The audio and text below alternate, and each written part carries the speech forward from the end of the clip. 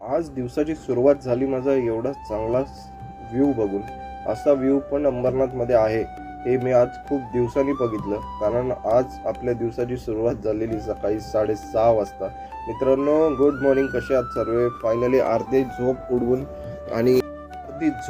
आणि मित्रांनो आळस उडवून आपण निघालो वॉक करायला. बरोबर 1 तास वॉक केला. 1 तास वॉक करून मित्रांनो इतकं फ्रेश वाटलं की बस रे बस, पाय पूर्ण मोकळे झाले. जास्त ड्रायव्हिंगमुळे आपल्याला वॉक करायला भेटत नाही, चालणं होत नाही. सो वॉक करणं पण गरजेचं आहे. मग काय, तयारी करून आलो खाली.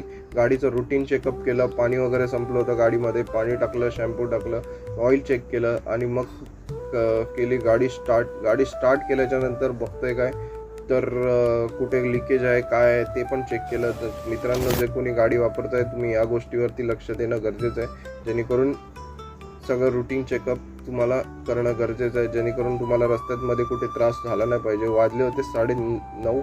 म्हटलं चला लवकर तयारी लॉगिंग करूया, कारण जर अजून उशीर झाला तर मग काय पहिली ट्रिप लागली नाशिकची.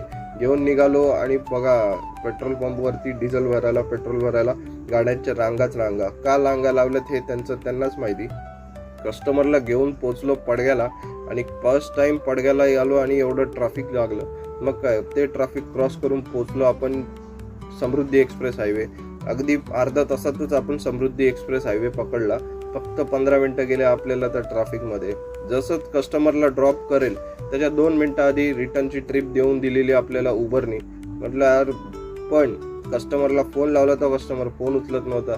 मग उचलला आणि मग काय बघतोय तर कस्टमर ज्या टोनमध्ये बोलत होतं त्या टोनमध्ये मलाच भीती वाटत होती. म्हटलं ही जेन्युइन असेल की नाही. मग काय, जेन्युइन होती आणि कस्टमरला घेऊन आलो आपण कोणगावला. CNG फुल केला आणि त्यांचं ड्रॉप होतं माझगाव डॉकयार्ड. मग तिकडे ड्रॉप केलं आणि तिकडनं फोर्टला MT आलो आणि शेवटची सेकंड लास्ट ट्रिप उचलली आपण ठाण्याची. फ्रेश वगैरे झालो आपण फोर्टलाच. नाश्ता वगैरे कस्टमरनी रस्त्यातच दिला होता. सो निघालो ठाण्याला सोडताच आपल्याला नेक्स्ट ट्रिप पण लागली मित्रांनो, डायरेक्ट अंबरनाथची. आणि मग काय गेलो